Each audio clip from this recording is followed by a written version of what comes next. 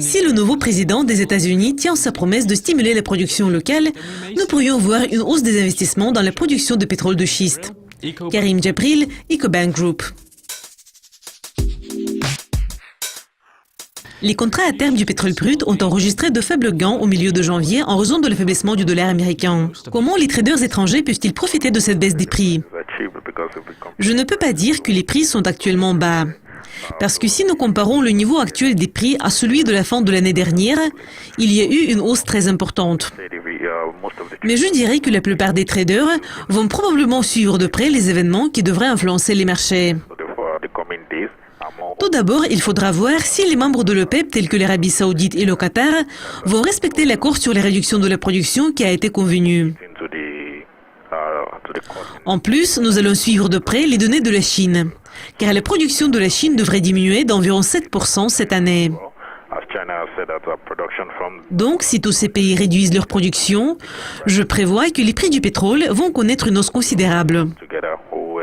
Mais si après son entrée en fonction, Donald Trump tient sa promesse de stimuler la production locale, les prix pourraient chuter. Cela pourrait avoir un impact négatif sur les prix du pétrole. Mais compte tenu de tous les facteurs, je pense que dans un avenir proche, il y aura des perspectives positives pour le pétrole. Et la plupart des traders peuvent profiter de ces perspectives pour le moment. L'Arabie Saoudite a déclaré qu'elle allait suivre le plan de l'OPEP en matière de réduction de la production. Cela a contribué à la hausse des prix du pétrole. Pourquoi l'Arabie Saoudite a-t-elle finalement accepté de suivre le plan de l'OPEP? Je ne pense pas que ce soit une grande surprise, car c'est l'Arabie Saoudite qui a orchestré les réductions précédentes de l'OPEP. Les membres de l'OPEP n'ont pas pu atteindre l'accord pendant longtemps parce que l'Arabie Saoudite a refusé d'accepter le plan de réduction selon lequel tous les pays devaient réduire leur production à l'exception de l'Iran. En novembre, il y a eu de nouvelles réductions. Et le fait que l'Iran n'a pas participé aux 2 réunions des pays producteurs de pétrole signifie que l'Arabie Saoudite a finalement accepté de suivre le plan de réduction qui n'inclut pas l'Iran. Certains pays ont déjà commencé à réduire leur production, y compris des petits pays producteurs tels que le Gabon. Nous avons vu la même situation à travers le Moyen-Orient et dans la plupart des pays membres de l'OPEP.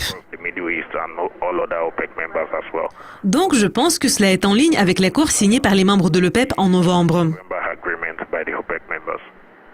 Le président américain élu Donald Trump est favorable à l'assouplissement des règles en matière de forage pétrolier. Et il voudrait atteindre une indépendance énergétique aux États-Unis. Comment est-ce que cela pourrait influencer les prix du pétrole brut? Si le nouveau président américain tient sa promesse de stimuler la production locale pour réduire la dépendance en pétrole du Moyen-Orient, nous pourrions voir une hausse des investissements dans la production de pétrole de schiste. Cela devrait être soutenu par les engagements du gouvernement visant à réduire le coût de production pour les producteurs de schiste. Donc, les efforts du gouvernement devraient contribuer à l'augmentation de la production. Mais je ne pense pas que tout cela puisse avoir une influence importante à court terme.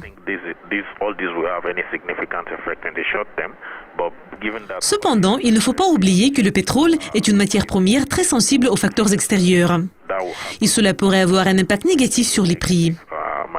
Donc nous devons suivre de près les perspectives à long terme. Il faut comprendre combien d'entreprises vont s'occuper du forage pour produire du pétrole de schiste. Combien de producteurs aux États-Unis sont prêts à travailler dans le contexte d'une forte volatilité des prix, à mener des activités d'exploration et à augmenter la production. Tous ces facteurs vont influencer le marché. Karim, merci beaucoup de vos commentaires.